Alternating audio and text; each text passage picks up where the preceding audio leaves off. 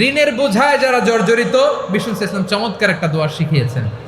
আমাদের অনেকে ঋণের বোঝায় জর্জরিত, আছে না নাই? এদিকে কেউ আছেন?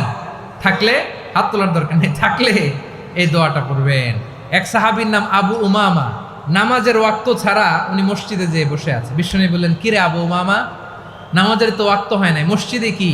সাহাবী বলে, হুমুমুন লাজিমাতনি ওয়া দুয়ুন, নবী গো, ঋণের বোঝায় এমন টেনশনে আছি, ঘরে থাকতে পারলাম না, মসজিদে চলে আসছে। বিষ্ণু বলেন, আমি কি তোমার এমন একটা দোয়া শিখাবো যেটা পড়লে আল্লাহ তাআলা তোমার ঋণের বোঝা হালকা করে দিবেন?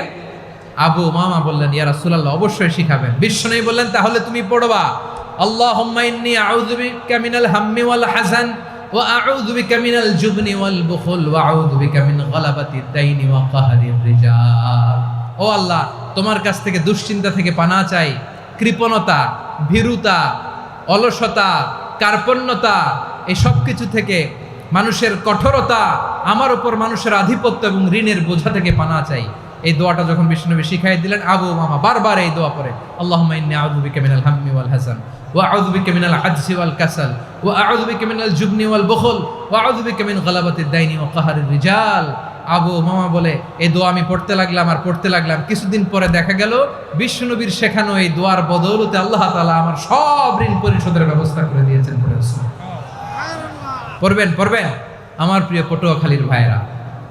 বিশ্বনবীর জামাতা সাইয়্যিদিনা আলী রাদিয়াল্লাহু তাআলা আনহুর কাছে এক লোক এসে বলে, হে আলী, ঋণের বোঝায় আমি জর্জরিত, আমার কিছু অর্থ দিয়ে সাহায্য করো।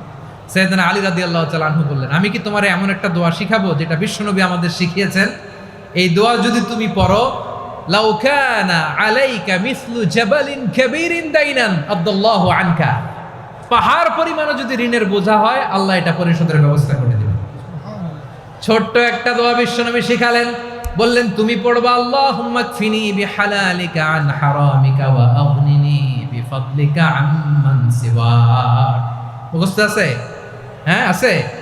আল্লাহুম্মা কফিনি বিহালালিকা আন হারামিক, আল্লাহ তোমার হালাল দিয়ে আমাকে পরিতুষ্ট করো, হারাম থেকে বাঁচিয়ে রাখো, আর তোমার অনুগ্রহে মানুষের মুখাপেক্ষী যেন আমি না হই, আমি যেন সবসময় তোমার মুখাপেক্ষী হয়, ওই তৌফিক দিও। সুবহানাল্লাহ পড়েন। এই দোয়া বেশি বেশি পড়লে ঋণের বোঝা হালকা করে দিবে কে?